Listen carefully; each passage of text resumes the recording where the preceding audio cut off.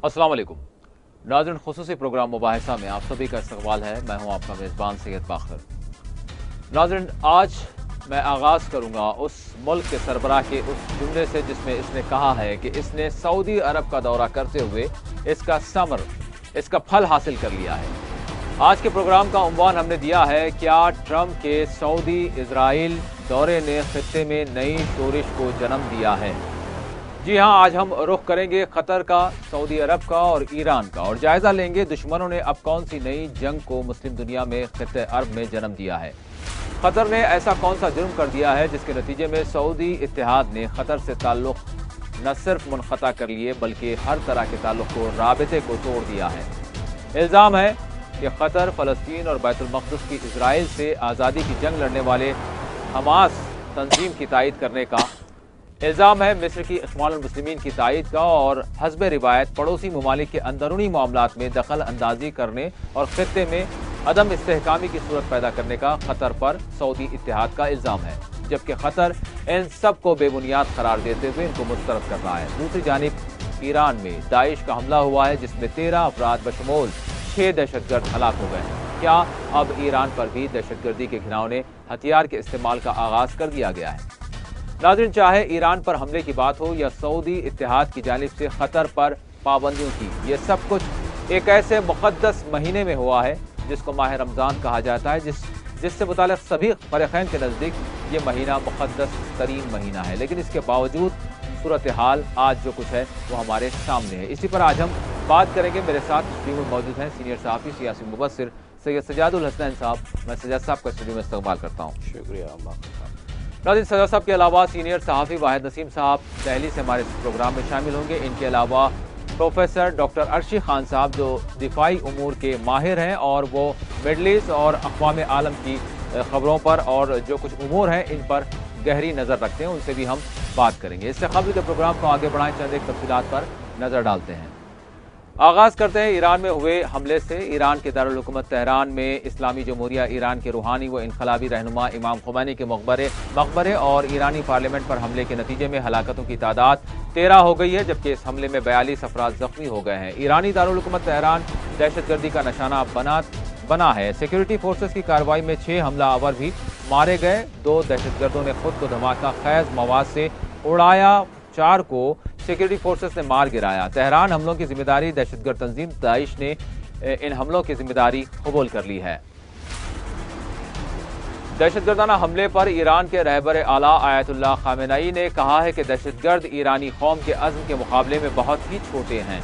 उन्होंने कहा कि ईरानी कौम के पुख्ता और फौलादी अज़्म व दहशतगर्दों के इस तरह के इक़दामात से मुतासिर नहीं हो सकते। ईरान के सुप्रीम लीडर ने 6 जून को तेहरान में इमाम खुमैनी के मकबरे और ईरानी पार्लियामेंट पर हुए हमलों को बुज़दिलाना करार दिया। उन्होंने इस बात का इजहार किया कि दुनिया की जालिम और साम्राज्य ताकतें इस्लामी निज़ाम हयात से खौफज़दा हैं।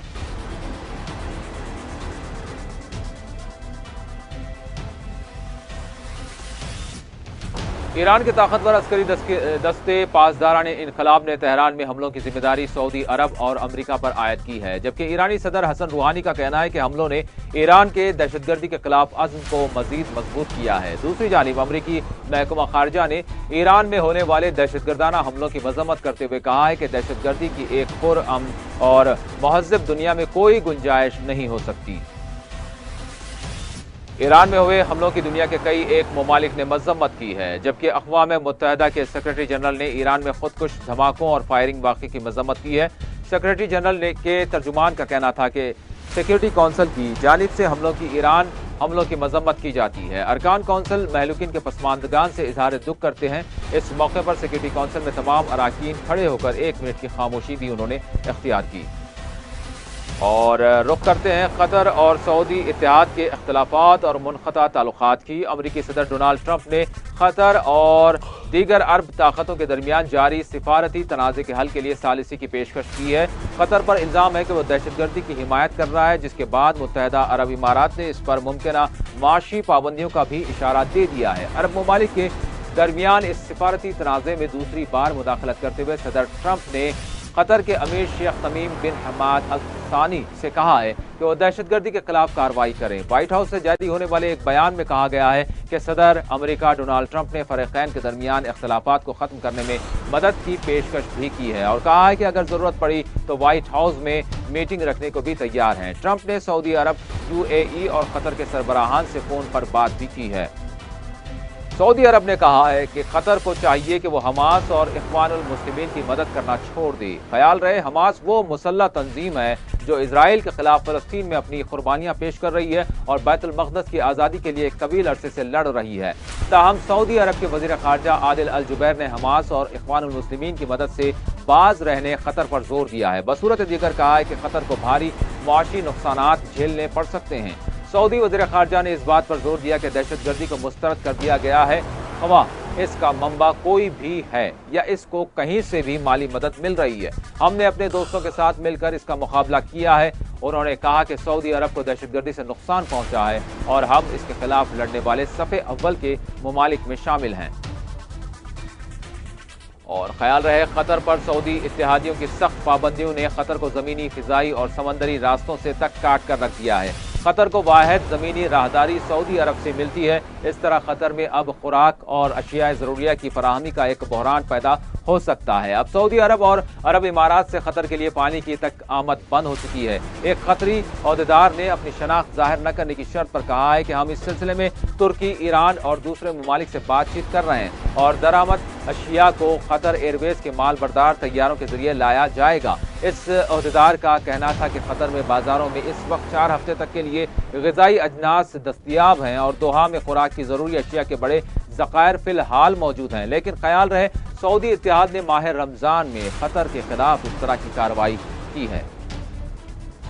उधर मुत्तहिदा अरब इमारात के मुमलकती वज़ीर ख़ारिजा अनवर गरगश ने कतर के खिलाफ मज़ीद पाबंदियों के इम्कानात का इजहार किया है। गरगश का कहना था कि कतर के खिलाफ मज़ीद पाबंदियाँ आयद की जा सकती हैं। उन्होंने कतर को सुन्नी और शिया बरादरी के बीच जारी कशीदगी और अख्तिलाफात का फ़ायदा उठाने या इसके इस्तेहसाल की कोशिशों के खिलाफ भी वार्निंग दी है। ख्याल रहे ईरान ने कतर के खिलाफ पाबंदियों को अफसोसनाक करार देते हुए कहा है कि पाबंदियों का दौर अब चला गया है।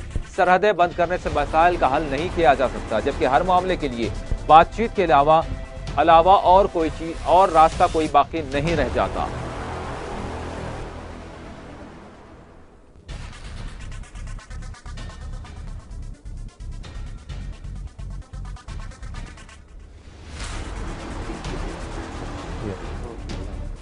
You can't rule out further measures. I hope it doesn't come to it, but you can't rule out. This is a very, what I would call, diverse relationship that Qatar has with the UAE, not only the UAE, with Saudi Arabia and with Bahrain. Families, businesses, travel, interests, etc.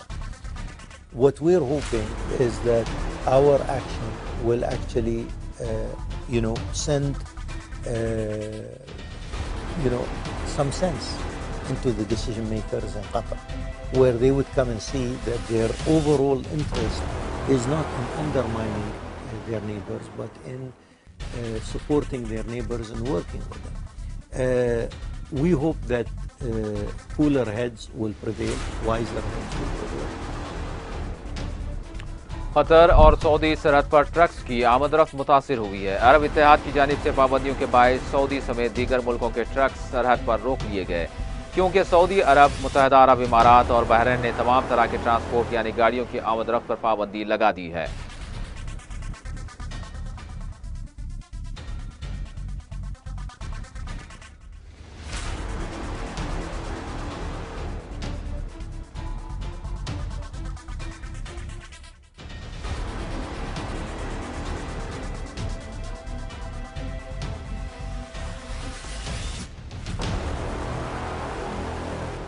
तो नाज़रीन, बातचीत का आगाज़ करते हैं। मैं सैयद साहब से सवाल करूंगा। सैयद साहब, क्या समझते हैं आप, जिस तरह से माह मुक़द्दसा रमज़ान अल मुबारक है, लेकिन रमज़ान अल मुबारक का तक पास लिहाज नहीं रखा गया, क्या इतना ज़रूरी था और इस कदर जल्दी थी कि इसी माह में पाबंदियाँ आयद की जाती, या फिर ताल्लुक़ात जो है हम ख़तर से आगाज़ करते हैं, यकीनन ख़तर से जो है मुनक़ता कर लिए जाएँ?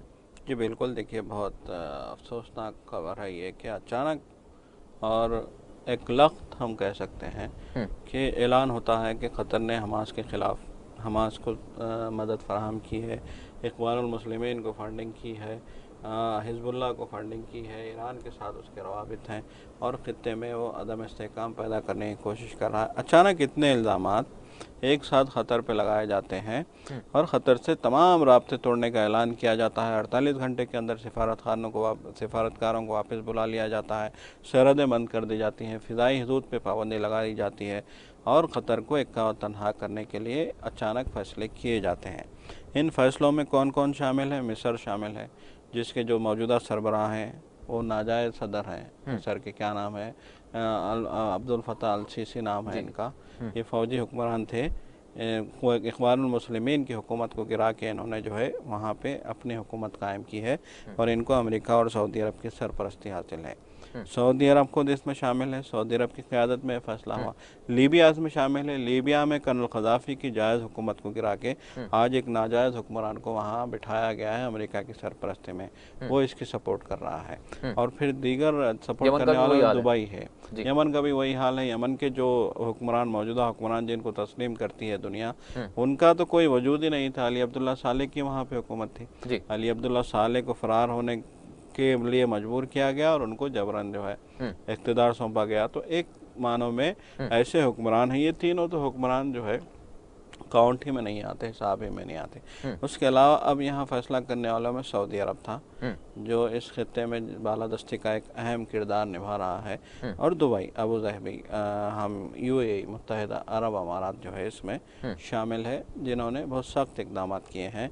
और आलम यह है कि आज आदिल जुबैर का बयान आता है, जो सऊदी अरब के वज़ीर ख़ारजा हैं, कि हमने किसी को सालिसी के लिए नहीं कहा है, जबकि सिचुएशन को देखते हुए, इंसानी बहरान का ख़दशा मद्देनज़र रखते हुए, रमज़ान के महीने के तक़द्दुस को देखते हुए कुवैत ने पेशकश की थी कि मैं सालिसी करूँगा, आप आइए बातचीत करेंगे, क्या मसला है, इस मसले पे बात होगी, क़तर ने क्या गलती की है इस पे हम बात करेंगे, और क़तर को क्यों इतनी सख्त सज़ा दी जा रही है, अचानक बाइकाट क्यों किया जा रहा है क़तर का, इस पे बात होगी और हम इस मसले को आपस में सुलझा लेंगे, ये कुवैत ने कहा था।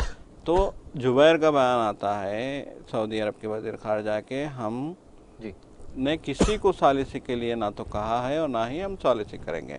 तो यहाँ एक मानों में देखिए क़तर में बहरान है, यकीनन क़तर में बहरान है, यकीनन वहाँ आज खुराक की कमी की जो है एहसास हो रहा है लोगों को, वहाँ पानी की किल्लत का एहसास हो रहा है, वहाँ एक बहरानी कैफियत में लोग हैं, जहाज़ बंद हैं जी, बहरी हुदूद जो है बंद कर दी गई हैं, ज़मीनी रास्ता जो वाहिद रास्ता था सऊदी अरब से होकर गुजरता था, उस रास्ते को बंद कर दिया गया है। क़तर जो एक छोटा सा मुल्क है, 70-80 मरबा किलोमीटर में जो है फैला हुआ है, छोटा सा मुल्क है, उस मुल्क के लिए जो है चारों तरफ से एक पाबंदियाँ आयद कर दी गई हैं और सख्त इक़दाम किए गए हैं और सख्त वार्निंग दी जा रही है क़तर को, जबकि क़तर भी इस खित्ते के अमीर तरीन मुल्कों में शामिल रहा है। क़तर भी इस खित्ते में सऊदी अरब के साथ जो है बराबर का शरीक रहा है तमाम मामलात में, लेकिन क़तर के देखिए ताल्लुक़ से अमूमन ये बेचैनी क्यों पाई जाती है? इस क़तर के ताल्लुक़ से बेचैनी सऊदी अरब को नहीं थी बल्कि इसराइल को थी जी। क़तर के ताल्लुक़ से अगर बेचैनी अगर किसी को जो है ख़तरा था तो इसराइल था। क्यों? इसलिए कि क़तर इख्वानुल मुस्लिमीन को फंडिंग करता है, क़तर हमास को फंडिंग करता है। ये जो मौजूदा अमीर हैं हमाद अल थानी, उनके वालिद ख़ुद जो है गज़ा पट्टी में गए थे आज से 10 साल पहले, जब वहाँ इसराइल ने बमबारी की थी। वहाँ गज़ा में नाकाबंदी कर दी गई थी, गज़ा के लोग परेशानी का शिकार थे, तो उनको मदद पहुँचाने के लिए मौजूदा अमीर के वालिद जो उस वक्त के अमीर थे वो खुद वहाँ गए थे, उन्होंने खुद फंडिंग की थी। बाज़ाब्ता उन्होंने ऐलान किया था कि क़तर दामे दिरहमे सुक़ने हर तरीके से फ़लस्तीन के काज की जो है हिमायत करता है। तो उस वक्त से ही इसराइल को क़तर को लेकर जो है ख़तरात लाहक हो गए थे। और इख्वानुल मुस्लिमीन के जब मोहम्मद मुर्सी सदर बने थे, बहुत मुखालिफतों के बावजूद मिस्र में जब एक इनकलाब आया था, हुस्नी मुबारक की मुतलक़ुल अनान हुकूमत 40 साल की हुक्मरानी के बाद ख़त्म हो गई थी और वहाँ एक इलेक्शन हुआ था। बाज़ाब्ता अक़वाम मुत्तहिदा के मुबस्सरीन इस इलेक्शन में मौजूद थे, अक़वाम मुत्तहिदा की निगरानी में वहाँ इलेक्शन हुआ था। तो इख्वानुल मुस्लिमीन की हुकूमत वहाँ पे मुंतखब होकर आई थी, तो इख्वानुल मुस्लिमीन ने आने के बाद पहला काम ये किया था कि रिफा की सरहद खोल दी थी। जो गजा पट्टी मिस्र से सरहदें लगती हैं गजा पट्टी की, तो रिफा की सरहद खोल दी थी और ये ऐलान किया था कि हम गजा के लोगों के लिए मिस्र की सरहदें खोलते हैं। तो ये बात इसराइल को नागवार गुजरी थी, क्योंकि इसराइल अच्छी तरीके से जानता है कि हमास को अगर मदद मिलेगी, हमास के लिए अगर सरहदें खुलेंगी, हमास ताकतवर होगा, तो फिर इसराइल को मलियामेट करने में हमास को कोई दिक्कत नहीं होगी। आज चारों तरफ से शिकंजे होने के बावजूद, आज चारों तरफ से बंधा होने के बावजूद हमास इतनी ताकतवर तंजीम है। वो एक तंजीम है, लेकिन वो इतनी ताकतवर है कि आज भी इसराइल उनके खिलाफ कुछ कार्रवाई करने से गुरेज करता है, खौफ खाता है। तो अगर वो ताकतवर हो जाती, इख्वान के साथ मिल के मिस्र की सरहदें उस पर खोल दी जाती और मिस्र से वो अपने लिए सामान हरब ले आती, अपने लिए खुराक का इंतज़ाम करती, अपनी जो परेशानियां हैं गज़ा की, उन परेशानियों को दूर करने में उसको मदद हासिल हो जाती, तो फिर वो इतनी ताकतवर तंजीम होती कि खित्ते से इसराइल का वजूद ही ख़त्म हो जाता। तो इख्वान के इस फैसले के ख़िलाफ़ रातों रात फैसला किया गया और रातों रात मोहम्मद मुर्सी को जेल में बंद किया गया। मोहम्मद मुर्सी के हक़ में मुजाहरे जो लोग कर रहे थे, ख़ास तौर पे मिस्र के दारुल हुकूमत कायरा में, उन पे गोलियां चलाई गई। ख़वातीन सड़कों पे थे, उनको सरों पे गोलियां मारी गई हेलीकॉप्टरों से, और अब्दुल फताह अल सीसी को जो है मिस्र का हुक्मरान बनाया गया। आपने देखा कि ट्रंप जब सऊदी अरब में आते हैं, आपने देखा कि ट्रंप जब मुस्लिम मुल्कों से बातचीत करते हैं तो चुनिंदा लोगों से उनकी खुसूसी मुलाकात कराई जाती है, और उन चुनिंदा लोगों में अब्दुल फताह अल सीसी भी मौजूद थे, जिनकी हुकूमत इसराइल मिस्र में नाजायज़ है। तो एक नाजायज़ हुक्मरान को कैसे आपने ट्रंप से मिलाया? तो इससे साफ ज़ाहिर होता है कि एक जो है एक मुनज़्ज़म साजिश के तहत एक नई शबबंदी की गई है, और इसराइल को फ़ायदा पहुँचाने के लिए, इसराइल की हिमायत के लिए, इसराइल को इस खित्ते में तहफ़्फ़ुज़ फराहम करने के लिए, इसराइल के वजूद को बरकरार रखने के लिए ये कार्रवाइयाँ अंजाम दी गई हैं। और जहाँ तक मेरा ख्याल है, ख़तर पे जो पाबंदियाँ लगाई जा रही हैं उसका मकसद भी यही है। सर साहब, यहाँ पर सवाल फिर यही उठता है कि भाई आपने मतलब इख्वान मुस्लिमीन का जो हाल कर दिया है वो कर दिया, अब अगर ख़तर की जानिब से हमास की मदद जारी थी, तो फिर ये बात कैसी है? मतलब आलम इस्लाम इसको किस तरह से देखे कि आप ऐसी तंजीम जो फ़लस्तीन के लिए, जो बैतुल मक़दस के लिए जो जंग लड़ती आई है, जिसने कुर्बानियाँ दी हैं, जिसकी अहमियत इतनी है, तो अब ये किस मुँह से और किस तरह से जो है हमास को इंतहा पसंद तंजीम करार दे रहे हैं? कि बिल्कुल, जब आदिल और जुबैर का बयान ये आता है वज़ीर ख़ारिजा सऊदी अरब के कि हमास जैसी दहशतगर्द तंजीम की आपने फंडिंग की है, और हमास जैसी दहशतगर्द तंजीम को आपने सपोर्ट की है, तो इसके जवाब में हमास का ये बयान आता है कि आपने सिर्फ हमास की बेइज्जती नहीं की है, सारी उम्मत मुस्लिमा की बेइज्जती की है, सारी दुनिया के मुसलमानों की आपने हतक की है कि ये जो काज है फ़लस्तीन की आज़ादी का ही नहीं, बैतुल मक़दिस की आज़ादी का काज है। ये जो मकसद है फ़लस्तीन की आज़ादी ही का नहीं, बल्कि क़िबला अव्वल को इसराइल के शिकंजे से छुड़ाने का मकसद है। इसी मकसद के तहत हमास जिद्दोजहद कर रही है, और उस जिद्दोजहद को आपने दहशतगर्दी का नाम दिया है, तो गोया आपने दहशतगर्दी के हवाले से इस्लाम को बदनाम करने की कोशिश की है। ये हमास का फौरी रद्द-ए-अमल है। तो यकीनन हमास का रद्द-ए-अमल जो आया है, सख्त आया और आना भी चाहिए। और फिर जिस तरीके से इख्वानुल मुस्लिमीन को भी दहशतगर्द करार दिया जा रहा है, ये भी बहुत अफसोस की बात है, ये भी बहुत सोचने वाली बात है कि किस तरीके से जो है इस खित्ते में एक दहशत मचाने की कोशिश की जा रही है, किस तरीके से इस खित्ते में इस्लाम पसंदी को, इस्लाम पसंदी की जो है सरगर्मियों को, हुर्रियत पसंदी को जो है कुचलने की कोशिश की जा रही है। तो सब अब क्या समझते हैं आप? जैसे इब्तिदा में यह समझा जा रहा था कि ख़तर जो है कुछ शायद दबाव में आ जाएगा, और चूंकि उसके बहुत सारी चीज़ें हैं जिसके नतीजे में उसको जो है इनकी बात कबूल कर लेनी होगी, शायद कर लिया जाए, दबाव डाल दिया जाएगा। लेकिन अब क्या सूरत हाल है, अब क्या मौक़िफ़ है, आप ख़तर का कैसे देख रहे हैं? देखिए, पेशकशें की जा रही है, बातचीत की बात की जा रही है। देखिए, मसला क्या है कि अभी अब जो ताज़ा तरीन बयान आया है सऊदी अरब का, इसमें सऊदी अरब ने कहा है कि हमने किसी से सालिसी के लिए नहीं कहा है। अच्छा, हम सालिसी के लिए तैयार नहीं है, सऊदी अरब का है। यकीनन ख़तर पे दबाव पड़ा है, तो क्या हम इसको सख्त मौक़िफ़ समझ सकते हैं? बिल्कुल सख्त मौक़िफ़ है। क़तर तो चाहता है कि कॉम्प्रोमाइज़ हो जाए, क्योंकि अभी देखिए फीफा वर्ल्ड कप है क़तर में, दुनिया का सबसे बड़ा टूर्नामेंट होता है वर्ल्ड कप। जो फीफा वर्ल्ड कप है वो दुनिया का सबसे बड़ा टूर्नामेंट होता है। बड़ी मुश्किलों के बाद क़तर को जो है इस बात का मौका मिला। क़तर ने बड़ी मुश्किलों के बाद फीफा 2022 कतर में करवाने की मंजूरी ली थी। बड़े बड़े स्टेडियम उसके बन रहे हैं, एयर कंडीशन स्टेडियम। अभी हमने गुज़िश्ता हफ्ते खबर चलाई थी कि दुनिया का पहला air condition football stadium Qatar ने बनाया है। ये गैर मामूली जो है कारनामा है कतर का। वो 8 स्टेडियम बन रहे हैं वहाँ पे बैनुल अक़वामी मेयार के, जिसमें लाखों शायकीन के लिए जो है बैठने का इंतज़ाम होगा और इंतहाई असरी सहूलतों से आरास्ता ये स्टेडियम होंगे।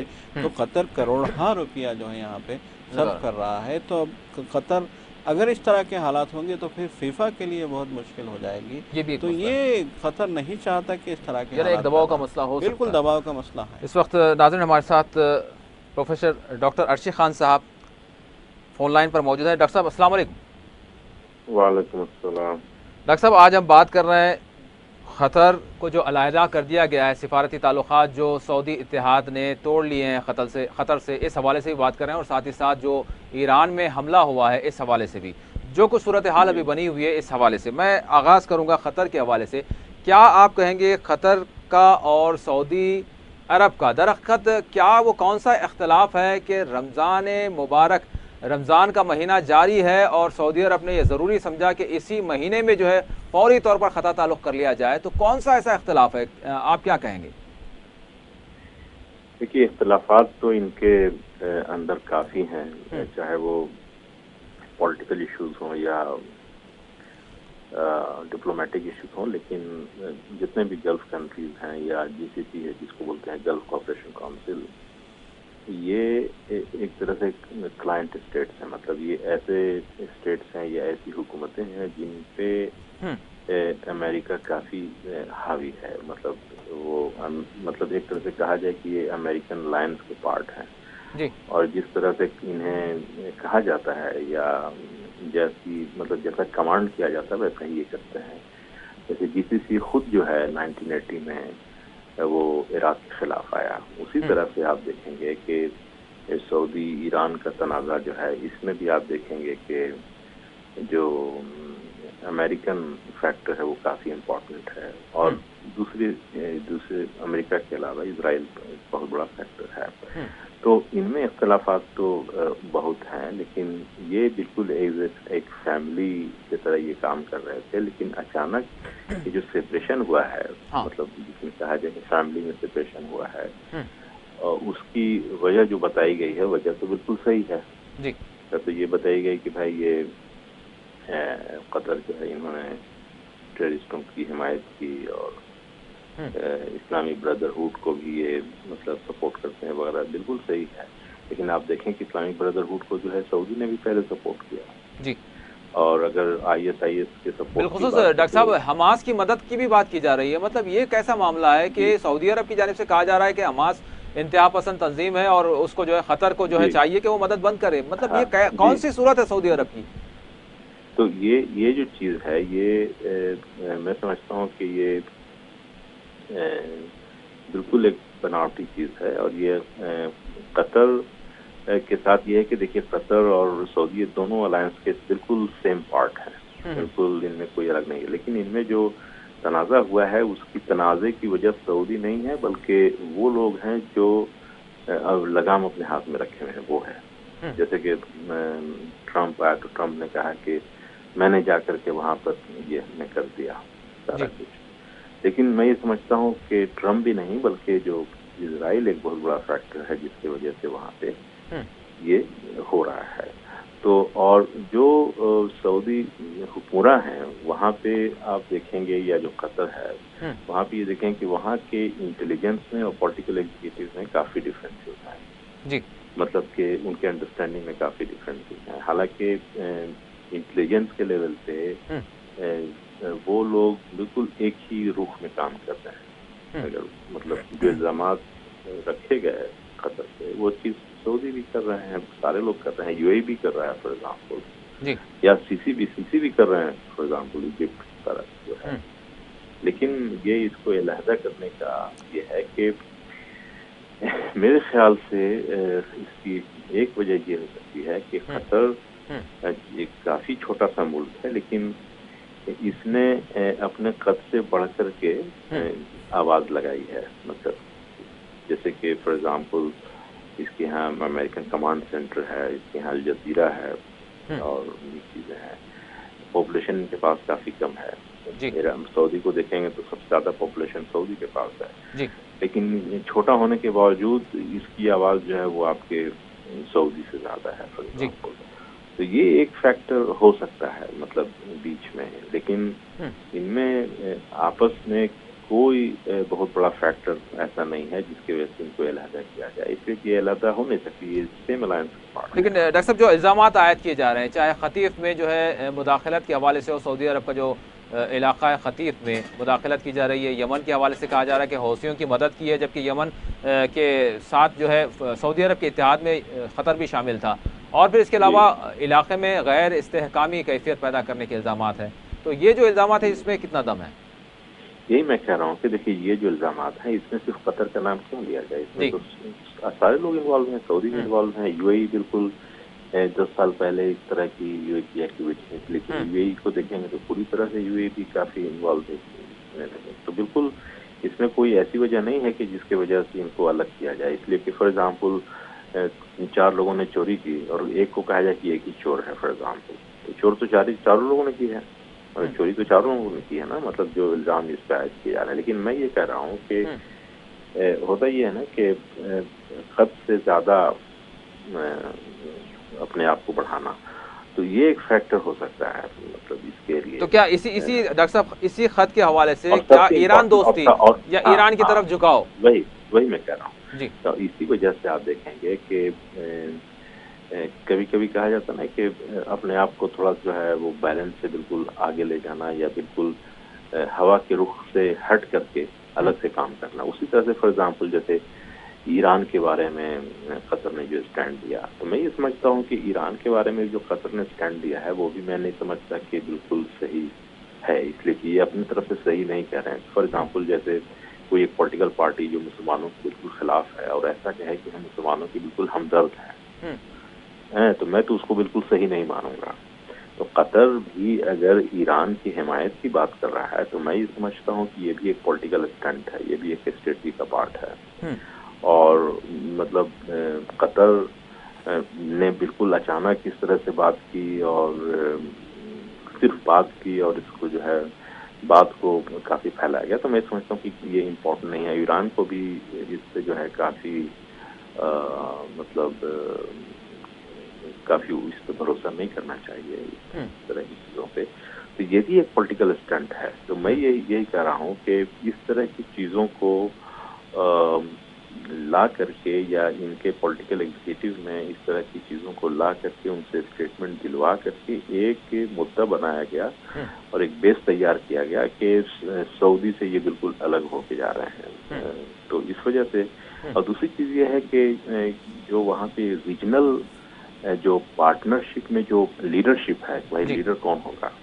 तो नेचुरली जो सऊदी अरबिया है वो अपने आप को लीडर मानता है कि हम पूरे जो रीजन जो गल्फ कंट्रीज में हम लीडर हैं, क्योंकि गल्फ कंट्रीज में ईरान को इन्होंने इंक्लूड नहीं किया है। हालांकि ईरान भी गल्फ कंट्रीज का बेसिकली एक पार्ट है, लेकिन इन्होंने इंक्लूड नहीं किया। तो गल्फ कंट्रीज में जो ये 6 कंट्रीज हैं, तो इसमें ये अपने आप को सऊदी जो है वो लीडर मानता है। तो इस लीडरशिप को ये चैलेंज कर रहा है ना ये खतर, इसलिए कि आप अगर लीडर के खिलाफ जाएंगे, बोलेंगे, चाहे वो ईरान का फैक्टर हो, चाहे वो ब्रदरहुड का फैक्टर हो, इसलिए कि आप देखें कि ब्रदरहुड से काफ़ी नज़दीकी थी इनकी सऊदी अरबिया की, और बाद में इन्होंने खुद इसको डिच किया। तो ये एक लीडरशिप एक फैक्टर हो सकता है, लेकिन मैं ये समझता हूँ कि इसमें जो मेन फैक्टर है वो है script writer and directors. Script writers और डायरेक्टर्स जो इस पूरे खित्ते को कंट्रोल करते हैं या जो इस पूरे खित्ते को नया शेप दे रहे हैं, जो इस पूरे खित्ते में जो है वो तंगी फैलाए हुए हैं, तो वो मेरे ख्याल से वो लोग, वो उनका गेम है। वो कभी कभी करते क्या है कि वो आपस में टकराते हैं लोगों को एक दूसरे से, फिर उसको मजा लेते हैं, इसलिए फिर उसको देखते हैं कि भाई कतर को अगर तकलीफ पहुंचानी है तो वो डायरेक्ट नहीं पहुंचाना चाहते हैं, वो सऊदी अरबिया से पहुंचाते हैं ना, ताकि जो है वो उनको अपने इसका खत का पता चले। तो स्क्रिप्ट राइटर्स का भी इसमें बहुत बड़ा तो डॉक्टर साहब यहाँ पर ये बात फिर तय है, जो भी स्क्रिप्ट राइटर्स हैं या फिर डायरेक्टर्स हैं वो अपनी बातें मनवा रहे हैं इसी खित्ते की ताकत के जरिए। जी जी, इसी खत्म जिसको बोलते हैं ना कि इनको आपस में ही इनको टकराओ और आपस में ही इनको बजाओ और आपस में ही इनको कमजोर करो, आपस में ही बर्बाद करो, तो वो तो बिल्कुल है नहीं उस तरह से। लेकिन कभी कभी होता ही है कि कभी कभी होता है ना कि कैरेट एंड स्टिक, कभी थोड़ा सा इनको तंबी करना, इनको तकलीफ पहुंचाना, तो वो डायरेक्ट नहीं पहुंचाएंगे। जैसे कि डायरेक्ट तो आप वो काफी मतलब अच्छे दोस्त हैं और प्रोटेक्टर हैं और डिफेंस के लिए हैं और सारी चीजों की हिमायत करने वाले हैं, लेकिन ये इस तरह से ये मतलब लेकिन डॉक्टर साहब, ये जो मीडिएटर्स हैं जो इन अहकामात को कबूल कर रहे हैं या फॉरवर्ड कर रहे हैं या इनको अमली जामा पहना रहे हैं, आलाकार बने हुए, तो कब तक ये मतलब इस तरह की मामला जो है अपनाए रखेंगे और इनको जो है मुस्लिम दुनिया कबूल करते रहेगी, खत्ते अरब में बिलखुसूस अवाम कबूल करते रहेगी? मतलब क्या इनको पीछे से हिम्मत है या फिर क्या ये अपने आप पर इत्मीनान रखते हैं कि आज खुलकर हमास के भी खिलाफ बयान आ रहा है? देखिए एक चीज मैं मतलब कौन सा इत्मीनान है ये? देखिए ये कोई इत्मीनान नहीं है। तो आप देखें कि गल्फ जो है, गल्फ कंट्रीज में पॉपुलेशन काफी कम है जी।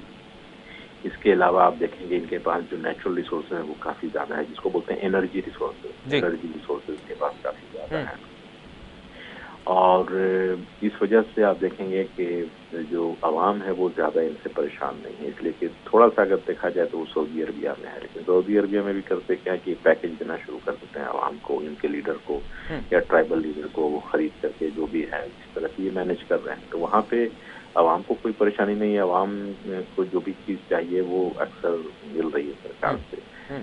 लेकिन क्या आप कह रहे थे? मैं लेकिन मसला ये हो रहा है कि ममालिक तो तबाह हो रहे हैं डॉक्टर साहब।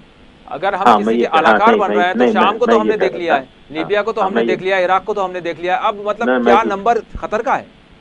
नहीं, मैं दूसरी बात कह रहा था, मैं जो भूल गया था वो ये था कि अगर आप पैलेस्टाइन के इशू को आप देखें तो पैलेस्टाइन के इशू पे किसी भी गल्फ कंट्री में बहुत ही मुस्बत कदम कभी नहीं उठाया, पूरी हिस्ट्री में आप उठा के देखें तो किन लोगों ने उठाया? तो मुसलमान कंट्रीज, अरब कंट्रीज में वो कंट्रीज जो गरीब हैं या कुछ ऐसी कंट्रीज जो रिच थे, जैसे इराक, जैसे लीबिया जी। और ज्यादातर आप देखेंगे जैसे इजिप्ट, हुस्नी मुबारक और उसके पहले भी जो मतलब इजिप्ट एक गरीब कंट्री है, किसानों का मुल्क है। उसी तरह से येमेन जी, उसी तरह से जो है जितने भी गरीब कंट्रीज हैं, कमजोर कंट्री हैं अरब कंट्रीज में, मुसलमान कंट्री में, इन्होंने पैलेस्टाइन की आवाज उठाई और कभी भी पॉलिटिकली वो एक्टिव रोल नहीं प्ले किए। मतलब ये गल्फ कंट्रीज ने कभी पॉलिटिकल एक्टिव रोल नहीं प्ले किया इसके पैलेस्टाइन के लिए। तो इसलिए इनको कोई मोहब्बत है नहीं पैलेस्टाइन से कि वो हमास हो या कुछ, कोई मतलब नहीं है। तो इसलिए कि अगर आप देखेंगे कि जो स्क्रिप्ट राइटर और डायरेक्टर हैं, इनका भी वही रुख है पैलेस्टाइन की तरफ से कि इनको पैलेस्टाइन से बिल्कुल काटा जाए, बिल्कुल अलग करके रखा जाए। जैसे कि उनका भी दबाव रहा है हिंदुस्तान पे कि जो है किसी तरह से हिंदुस्तान को बिल्कुल अलग थलग कर दिया जाए पैलेस्टाइन इशू से, जो कि नहीं हो सका जी, ये पॉसिबल नहीं है। तो गल्फ कंट्री शुरू से ही पैलेस्टाइन के मफाद में ये नहीं रहे। हाँ, थोड़ा सा ये रहा कि जब अरब लीग का ये हुआ, इजलास होते थे, वो भी पहले जब होते थे जी, आपके सन 2002 तक, उसके बाद अरब लीग का भी रोल बिल्कुल खत्म हो गया पैलेस्टाइन इशू पे। इसलिए हमास के बारे में अगर ये स्टैंड लेते हैं, इसमें कोई ताज्जुब की बात नहीं, इसलिए कि शुरू से ही, बल्कि आज नहीं बल्कि शुरू से इनका स्टैंड जो है पैलेस्टाइन के लिए बहुत ज्यादा फेवर में नहीं रहा, बिल्कुल एक टोकेनिज्म के तौर पे रहा, जैसे जिसको बोलते हैं दिखावटी के लेवल पे। तो शुरू से ये नहीं रहा। हाँ, ये दूसरी बात है कि इन्होंने एम्प्लॉयमेंट दे दिया और लोगों को रख दिया। फॉर एग्जाम्पल जैसे यूएई में बहुत सारे ईरानी हैं, वो बहुत शुरू से वहाँ बसे हुए हैं। जैसे पुणे में बहुत सारे ईरानी हैं, आपके रेस्टोरेंट हैं आपके हिंदुस्तान में। तो उस वजह से यूएई में तो, लेकिन यूएई जो है, यूएई की सरकार वो प्रो आपकी ईरान नहीं है सारा कुछ। तो उसी तरह से पूरे गल्फ का मामला है। डॉक्टर साहब, अब अगर हम देखें तो जो कुछ सूरत हाल अभी बनी हुई है, पेशकश की जा रही है, बातचीत की बात की जा रही है, डोनाल्ड ट्रंप भी मशवरे दे रहे हैं और कुवैत ने भी पहल की है, तो क्या समझते हैं आप जो अभी खतर का मामला है, ये कुछ मुफाहमत हो जाएगी या फिर बात कुछ और हो रही है? नहीं, ये बिल्कुल देखिए आपस में इनमें मेल होगा। ये सिर्फ एक छोटा सा, आज कहा जाए ना कि बिल्कुल गर्मी के मौसम में कभी छोटी हल्की सी बारिश हो जाना, वो वही हुआ है। बिल्कुल नहीं, ये आपस में बिल्कुल मिलके काम करेंगे, एक ही इत्तेहाद के पार्ट हैं ये इनके एक ही मकासद हैं, चाहे वो पैलेस्टाइन का इशू हो या जो भी इशू हो। और वो ईरान पे भी जो है इनके अपने स्टैंड नहीं है, स्क्रिप्ट राइटर के स्टैंड है और डायरेक्टर के स्टैंड है। तो क्या क्या तो किस... जी, ये सिर्फ थोड़े दिनों के लिए है, बाकी ये सब बिल्कुल मामला एक हो जाएगा इसमें। इसलिए कि देखिए कतर जो वो सऊदी के सपोर्ट के बगैर नहीं रह सकता। ठीक, सिंपल बात है। ठीक। तो सऊदी के सपोर्ट तो बगैर उनको सऊदी सपोर्ट लेना है, तो ये एक स्टंट है, ये एक छोटा सा उनका एक लीडरशिप का। अब जैसे आप देखें कि नेपाल, जब राजीव गांधी यहाँ पे जिंदा थे, तो नेपाल और जो में हिंदुस्तान ने केरोसिन ऑयल तेल जो है देना बंद कर दिया था जी। तो नेपाल का जो सर्वाइवल था इंडिया के बगैर पॉसिबल नहीं था जी, फॉर एग्जाम्पल। तो उसी तरह से है, लेकिन जो भी देखें, चाहे वो जो भी सरकार हो नेपाल में, उससे हिंदुस्तान से चाहे वो जो भी इधर उधर करें, लेकिन वो हिंदुस्तान से भाग नहीं सकते ना जी। उसी तरह से जो वो कतर है, वो आज थोड़े दिनों की बात है, वो बेसिकली उस अलायंस का पार्ट है और सऊदी को पूरी हिमायत है इसकी राइटर्स की जी। और सऊदी के लीडरशिप में वो काम करेंगे। लेकिन कभी कभी कतर ये करता है कि वो अपनी लीडरशिप को ज्यादा कद से बढ़ाता है और जब जब ये बढ़ाता है तो ये प्रॉब्लम आती है। जी डॉक्टर साहब, आखिरी सवाल करूंगा। ईरान में जिस तरह से हमला हुआ है, ईरान में हमले के बाद दाइश ने हमले की जिम्मेदारी भी कबूल कर ली है, तो आप ईरान में ये जो आगाज़ हुआ है, पहले भी हुए हैं लेकिन इतना बड़ा नौयत का जो है पहली मरतबा देखने में आया है, तो आप ईरान की सूरत हाल को कैसे देख रहे हैं और बिलखुसूस अब नया कुछ क्या होने जा रहा है, अगर खित्ते अरब के हवाले से हम बात करें तो? देखिए, ईरान में जो हमला हुआ है, ये इससे ईरान के सिक्योरिटी को कोई प्रॉब्लम नहीं है। ईरान पे जो हमला हुआ है वो बेसिकली एक पॉलिटिकल गेम है, ये काफी बहुत बड़ा पॉलिटिकल गेम है। इसमें भी स्क्रिप्ट राइटर से इन्वॉल्वमेंट है। हो सकता है कि ईरान के अंदरूनी कुछ लोग हैं वो भी कुछ मिले हुए हों आपके स्क्रिप्ट राइटर से, लेकिन उसमें मेन मकसद ये था, एक पूरे वर्ल्ड को मैसेज ये देना था कि ईरान भी टेररिज्म के खतरे से बाहर नहीं है, ISIS के खतरे से बाहर नहीं है। वो जब चाहें इनके पार्लियामेंट पे हमला कर सकते हैं, इनके लीडर पे हमला कर सकते हैं, जैसे वहाँ पे जो मज़ार है खुमैनी साहब की, उन पे हमला कर सकते हैं। तो ये एक बेसिकली पॉलिटिकल मैसेज था, इसलिए कि इस तरह के हमले जो हैं वो ईरान की एक मामूली सा पुलिस स्टेशन इसे डील कर सकता है, मतलब इतना बड़ा अगर इस तरह से। ये बेसिकली एक पॉलिटिकल गेम था, जिससे ताकि ईरान के लोगों को टेरराइज किया जाए, उनको डराया जाए, धमकाया जाए किसी तरह से। तो ये एक साइकोलॉजिकल गेम है और मैं समझता हूँ कि इससे ईरान के सिक्योरिटी पे पॉजिटिव ही असर पड़ेगा, इसलिए कि ईरान की सिक्योरिटी और ज़्यादा अपने आप को अलर्ट रखेगी, मजबूत रखेगी। लेकिन इसमें सबसे इम्पोर्टेंट बात ये है कि ईरान को अब किसी भी इंक्वायरी, मुस्बत इंक्वायरी के बगैर किसी भी मुल्क पे जिम्मेदारी आयद नहीं करनी चाहिए होगी, इसलिए कि अगर ऐसा होगा तो स्क्रिप्ट राइटर को कामयाबी मिलेगी। इसलिए स्क्रिप्ट राइटर ये चाहता है कि ईरान और सऊदी अरबिया शिया और सुन्नी के नाम से, इसलिए कि देखिए दोनों हुकूमतें जो हैं, दोनों हुकूमत में बहुत सारी कमियां हैं और बहुत सारी अच्छाइयां भी हैं, और दोनों हुकूमतें जो हैं वो आपस में अपने माटी के लिए कहीं न कहीं उनकी कमजोरी रही है, चाहे वो शियाओं के निस्बत से सऊदी का हो या सुन्नियों की निस्बत से ईरान में हो। तो ये हुकूमतों की कमजोरियां नहीं हैं, लेकिन इसमें इम्पोर्टेंट सबसे यह है कि ईरान बिल्कुल बगैर किसी इंक्वायरी के इल्ज़ाम आयद ना करे, इसलिए कि अगर जहाँ इल्ज़ाम आयद किया तो नेचुरली वो सऊदी पे होगा, और सऊदी पे जो होगा तो एक तनाज़ा बनेगा, एक पब्लिक ओपिनियन बनेगा। हो सकता है कि इसमें सऊदी इन्वॉल्व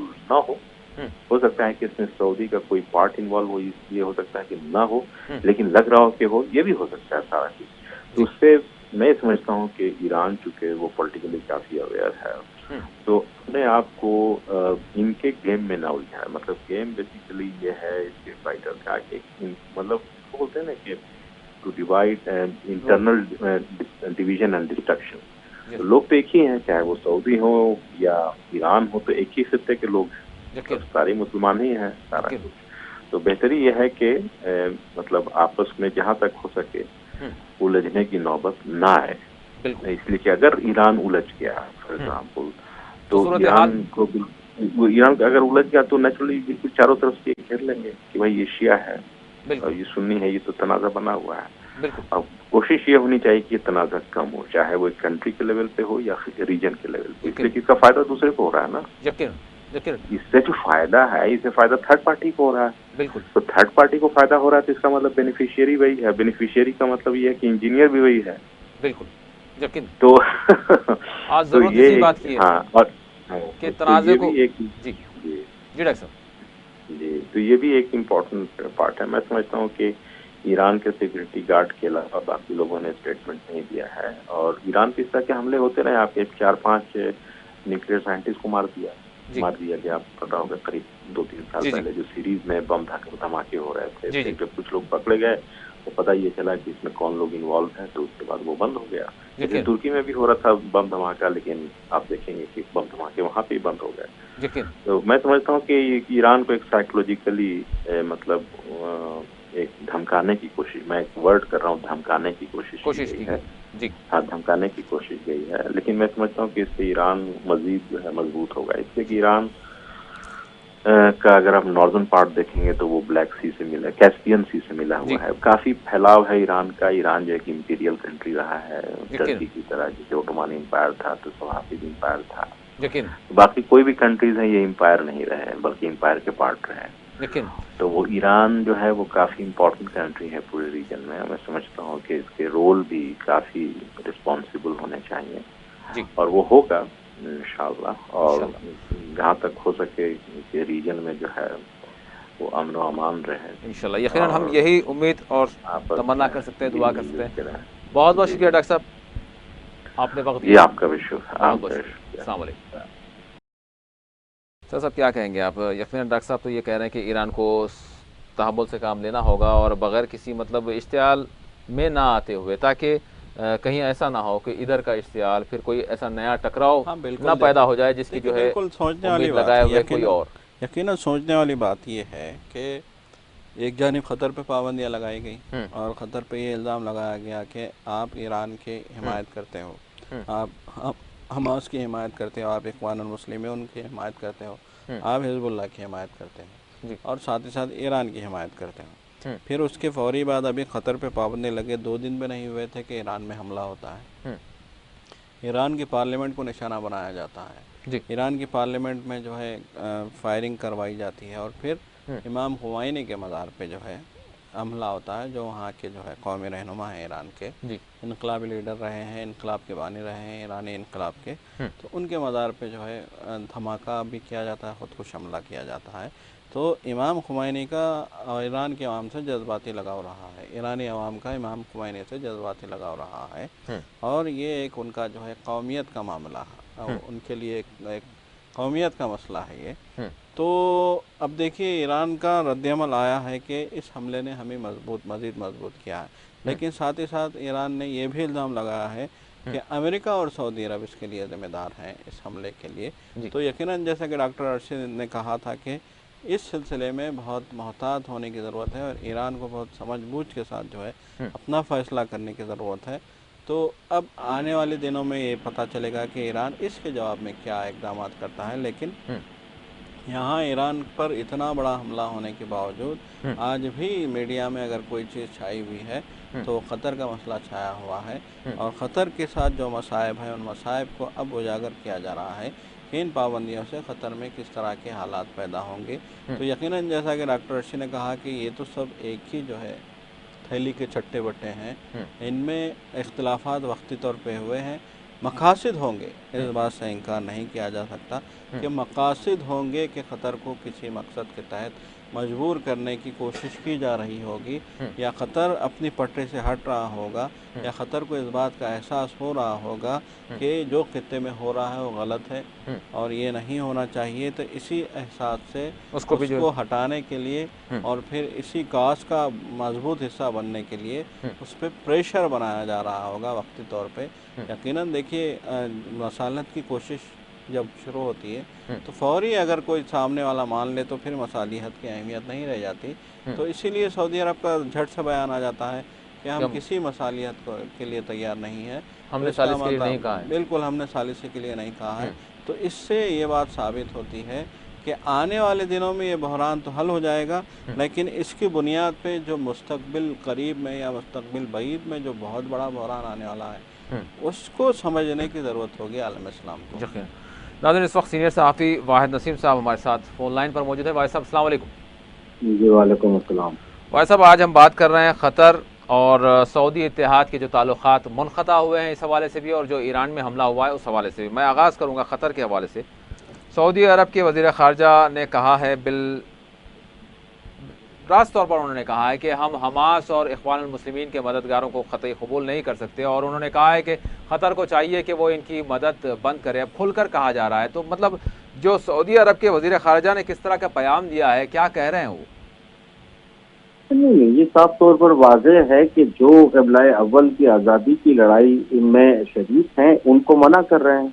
इससे बिल्कुल साफ वाज़ेह हो जाता है कि आप क़िबला अव्वल की आज़ादी के लिए इसमें जो हमास की तरफ से बयान आया है वो यही है कि बहुत ज़्यादा तशवीशनाक है कि आप क़िबला अव्वल की आज़ादी में शरीक हम लोगों को अगर रोकने की बात सऊदी अरब करता है तो वो किस नौइयत की इस्लाम के खिलाफ जो है वो सोच है, ये इस बात का खुलासा होता है। और हम अब आखिरी सांस तक जो है, जो कि फ़लस्तीनियों के नाज की बात है, ये मुसलमानों के नाज की बात है हमास, हम उसमें बिल्कुल बाकायदा जो है उस मुहिम को जारी रखेंगे। और यकीनी तौर पर फ़लस्तीनियों ने जो है कितनी कुर्बानियाँ दी हैं क़िबला अव्वल की आज़ादी के लिए, वो ये आज ये बात लोगों को समझ आ रही है कि ये बहरहाल क्या मामला वहाँ पर चल रहा है। और दूसरी बात इसी से जोड़ के एक चीज का खुलासा, मेरे ख्याल से मुख्तसर सा टाइम है मेरे पास, तो मैं ज्यादा बात तो नहीं कर पाऊंगा, मगर इतना जरूर यहाँ कहना चाहूंगा कि जिस तरह दाइश ने कबूल किया है ईरान के अंदर हमले की बात को, तो इससे साफ जाहिर होता है कि आप एक तरफ कहते हैं कि दाइश को फंडिंग न करें, और एक तरफ आप कतर और ईरान को जो है एक पाले में खड़ा करने की जो कोशिश करके दिखाते हैं कि आपके इशारे पर ईरान के अंदर जो है वो दाइश हमला करता है। तो साफ तौर पर दुनिया को दिखाई दे रहा है कि सऊदी अरब का संगठन जो है वो दाइश है, और उसने हजारों करोड़ों मुसलमानों का कत्ल किया है, मासूमों का कत्ल किया है, औरतों की बेहुरमतियां की है, उनकी इज्जतें लूटी है। तो इन सब का जिम्मेदार ये सऊदी अरब के शाह है, इससे इनकार नहीं किया जा सकता बिल्कुल भी। लेकिन भाई साहब, अभी ये कहा जा रहा है, कुछ अनासिर हैं, कुछ जहन ऐसे हैं, वो अभी ये कह रहे हैं कि इन सब के लिए जिम्मेदार ईरान है, ईरान की मुदाखलत है, ईरान इस पे शामिल है। मुझे नहीं लगता कि वो मुसलमान है, मुझे नहीं लगता, उनको देखना चाहिए, अपने आप को खोजना चाहिए कि वो मुसलमान है भी कि नहीं, वो ईमान वाले हैं कि वो सिर्फ सऊदी अरब के गुट में इस मुसलमानों के दुश्मन है। वो अपने अपने ईमान को चेक करें कि वो क्या है। देखिए ये बात, ये तहरीक इन लोगों को जानने के लिए बेहद जरूरी है कि ये जो सऊदी अरब के जो दो टुकड़े थे, हज्जाज और नद, अगर नज्द और हज्जाज की कहानी जब तक मुसलमान नहीं पढ़ेगा तब तक उनको समझ में नहीं आएगा कि ये परिवार ने किस तरह जो है हज्जाज पर कब्जा किया, और कब्जा करने के बाद जो हुजूर पाक सल्लल्लाहु अलैहि वसल्लम की खानदान से ताल्लुक रखने वाले वहां थे, जिन्होंने साइप्रस में जाके अपनी जिंदगी गुजारी, उनको कैसे निकाला गया। उन तमाम कब्जे के हालात को आज वक्त आ गया है कि मुसलमानों को पढ़ना चाहिए। उन उलमाओं को जिस दीन का झंडा बुलंद करते हैं उनको बाकायदा ये बात लोगों को समझानी चाहिए कि ये किस कदर इस्लाम खिलाफ है। आज अगर अफगानिस्तान में, पाकिस्तान में, सीरिया में, यमन में, इराक में, लीबिया में, चेचनिया में, हर जगोविना में तमाम मुसलमानों को कत्ल करवाने का जिम्मेदार ये खानदान है। इसके पीछे बहुत बड़ा षड्यंत्र है। 1 घंटे का मुझे प्रोग्राम चाहिए दुनिया को ये समझाने के लिए कि किस कदर मुसलमानों के कत्लेआम में ये लोग मुसल्लत हैं, और किस तरह लहू से मुसलमानों के ईमान वालों के लहू से इनके हाथ रंगे हुए हैं। ये बात आज वक्त आ गया है कि दुनिया को समझाया जाए और बताया जाए। लेकिन यहाँ पर यह कहा जा रहा है कि दहशतगर्दी के खिलाफ, दहशतगर्दी से ये मुतासिर रहे हैं। जिस तरह से इनका बयान सामने आ रहा है कि दहशतगर्दी से सऊदी अरब मुतासिर रहा है, और ये सफ़े अव्वल के ममालिक में शामिल है दहशतगर्दी के खिलाफ, और इसी के लिए वो जंग लड़ रहा है। और इसमें जो ख़तर का मौक़िफ़ रहा है वो कहीं ना कहीं दहशतगर्दों के तरफ रहा है। तो यही वजह है कि हालात मुनक़ता किए गए हैं ताल्लुकात। मैं आपको बता दूं, देखिए हालात मुनक़ता करने के पीछे एक बड़ा ऐलान है जो कि कतर के शाह ने जो एक ऐलान किया था कुछ दिनों पहले। वो ये कहा था कि ईरान जो है इस खित्ते में एक बड़ी ताकत बन चुका है और उसकी ताकत को कबूल करना चाहिए। सिर्फ इस सेंटेंस की सजा जो है सऊदी सलमान ने कतर को दी है, इससे ज्यादा कुछ नहीं है। सब बहानेबाजी है, झूठ है, फ्रेब है, फ्रॉड है। ये कतर के शाह का एक ऐलान था नोट कीजिएगा, वो ऐलान ये था कि ईरान जो है अब इस हिस्से में एक इस्लामिक ताकत बन चुका है, उसकी ताकत को सम्मान मिलना चाहिए। सिर्फ इस बात की सजा दी है, ये सिर्फ इस बात की सजा दी गई है। तमाम जो BBC लंदन और दूसरे मीडिया आपको गुमराह करने की कोशिश कर रहे हैं कि वो अल जजीरा की बात है, बेज जजीरा की बात है या फजीरा की बात है, ये सब बहानेबाजी है। ये अपनी हुकूमत को बचाने के लिए, ये नजदी हद्दाद पे कब्जा करने के लिए, ये काबे पर कब्जा करने वाला खानदान नहीं। आज जब मैंने तमाम इसके इंटरप्रिटेशन किया है, पढ़ाई करने के बाद बोल रहा हूँ कि इन्होंने ये जिस तरीके से आले इस्लाम के लिए कोई काम नहीं कर रहे हैं, मुसलमानों की दुश्मनी में तमाम एग्रीमेंट किए हैं। और देखिए, ये बात आपको बता दूं कि इसमें इस वक्त जिस तरह से रशिया को भी 2 मुहानों में लाके खड़ा कर दिया गया है, क्योंकि सऊदी अरब की हिमायत में, उसके कोalition में रूस के साथ कतर ने बहुत बड़े पंगे लिए हैं। उसके एजेंटों को जो है गिरफ्तार किया है, उसके एजेंटों को जो है जेल भेजा है, उसके अलावा कई जगह पर रूस के सामने खड़ा रहा है। तो इस तरह के हालात जो है, आज ये अलग बात है कि तुर्की ने बढ़ के हाथ बढ़ा दिया है कतर की तरफ, और जिस तरह से अभी ताजा बयान नवनिर्वाचित फ्रांस के राष्ट्रपति का आया है कि हम कतर के साथ हैं और ऐसा नहीं होने देंगे। ये सऊदी अरब के लिए एक वो अलार्म है जो अब इस शाह खानदान के खात्मे की तरफ एक जिहाद बढ़ेगा, दुनिया का कोalition होगा। और तब जाकर कहीं जाकर, आपको याद है ना, मैंने 2-1.5 साल पहले ये कहा था कि अगर आतंकवाद दुनिया से खत्म करना है तो उसके लिए सऊदी हुकूमत को खत्म करना होगा। ये याद कीजिएगा। ये आज दुनिया का कोalition उस तरफ बढ़ना शुरू हो चुका है और ये हुकूमत नंगा होना शुरू हो चुकी है। आप किबला अव्वल पर कब्जा करने वालों की हिमायत करते हो, उनके साथ खड़े हो, उनके पार्टनर हो, उनके साथ कंपनियां चला रहे हो, और मुसलमानों को इस्लाम का झूठा झांसा देकर उनको परमाणु बम बना के गली कूचों में फाड़ रहे हो, मस्जिदों में फाड़ रहे हो। अरे 95% मुसलमानों का कत्ल होता है जहां भी आतंकवाद होता है, और आतंकवाद का सरफर्श इस बात का सबूत है। क्या वो लोग अंधे हैं? क्या वो हिंदुस्तानी या मुसलमान भी अंधे हैं जिनको मैं बिल्कुल आपकी तरफ आऊंगा। इनके हिमायत में ईरान में दाइश ने हमला किया है। अगर दाइश के साथ कहीं से भी कोई कोalition ईरान का होता तो उनकी संसद पे दाइश हमला करता? नहीं करता, क्योंकि सऊदी अरब का पिट्ठू है। सऊदी अरब ने रियाल से पाला है और अमेरिका के कोalition में पाला है, और वो तमाम मुसलमानों को खत्म करना चाहता है और अपने कब्जे में लेना चाहता है। ठीक, भाई साहब मैं आपकी तरफ आऊंगा। सर साहब, अगर दहशतगर्दी से मुतासरा मुल्क अगर कहा जाए तो सऊदी अरब की जानिब से जो बात कही जा रही है कि हम मुतासर हैं, तो दरअसल मुतासर कौन है? क्या सऊदी अरब वाकई मुतासर है दहशतगर्दी से? देखिए, दहशतगर्दी से मुतासरा मुल्कों की फहरिस्त पे अगर हम नज़र डालें तो अफ़गानिस्तान, पाकिस्तान को हम कह सकते हैं, शाम को हम कह सकते हैं, यमन को हम कह सकते हैं कि ये मुल्क दहशतगर्दी से मुतासरा मुल्क हैं। और फिर इराक को हम कह सकते हैं ये दहशतगर्दी से मुतासरा मुल्क है। ये सारे इतने बड़े बड़े मुल्क हैं, सारे दहशतगर्दी। सऊदी अरब में देखिए, सऊदी अरब या फिर अमेरिका, ये जो दहशतगर्दी के खिलाफ लड़ रहे हैं और कह रहे हैं कि मुतासिर हैं। हाँ बिल्कुल, ये सबसे बड़ा मसला यही है कि देखिए,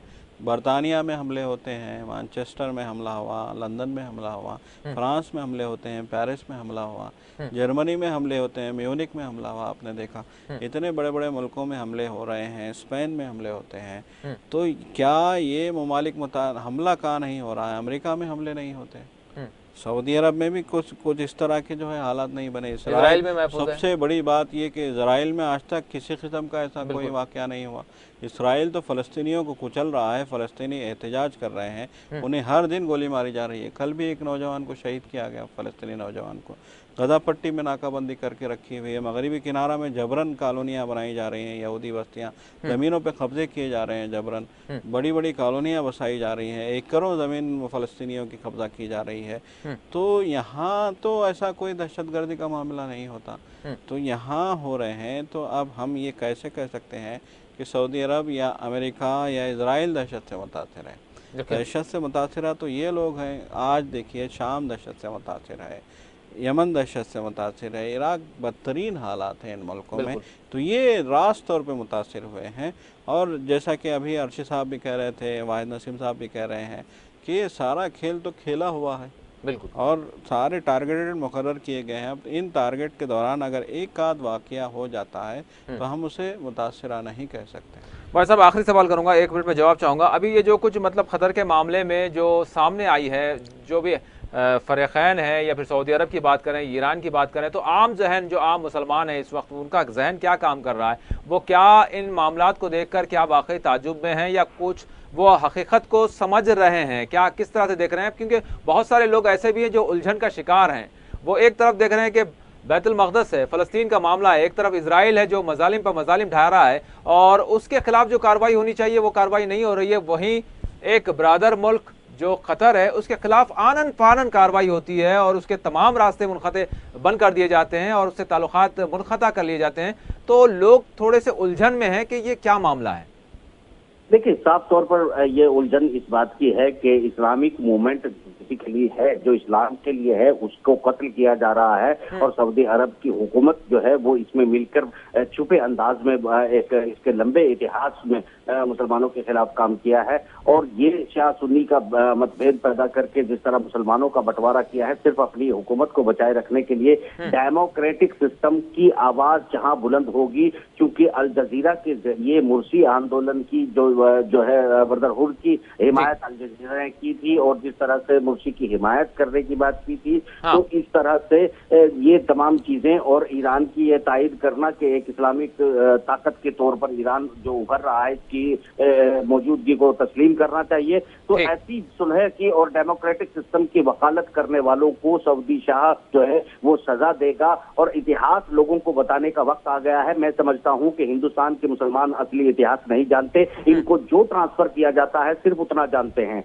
ये जब तक आप जो है नज्र और हज्जाज की कहानी नहीं समझाएंगे तब तक मुसलमानों को इस शाह खानदान की जो इस वक्त मौजूद है, जो सैकड़ों बरस जो है अलग रहा और उसके बाद जिस तरीके से इसकी पूरा इतिहास है उसको नहीं समझेंगे तो इनको मुसलमानों के छुपे असली दुश्मन का पता नहीं चलेगा। तो आज की तारीख में आज जो है वो कतर के बहाने जिस तरह से एक अपनी सोच को उजागर शाह सलमान ने किया है वो बिल्कुल साफ तौर पर इस्लामिक के एंटी इस्लाम है। और एंटी इस्लाम इस लिहाज से है कि आप जो है वो तमाम कदम उठा रहे हैं कि एक तरफ ट्रंप जो है वो तमाम दुनिया में इस्लामिक लोगों के लिए, मुसलमानों के लिए नए नए पाबंदियां लगा रहा है, उनको बदनाम कर रहा है, उनको गालियां दे रहा है और शाह सलमान जो है उनकी बढ़कर तायद कर रहा है और ये हुकूमत जो है उनका झंडा लेकर दुनिया में घूम रही है। तो इसका साफ तौर पर हो जाता है कि ये मुसलमान के दुश्मनों के साथ हैं और मुसलमानों को ये बात समझनी चाहिए कि किबला अव्वल हो या काबा शरीफ हो वो हमारे लिए बहुत ही अहमियत रखते हैं, हमारी जिंदगियों के लिए बहुत अहमियत रखते हैं।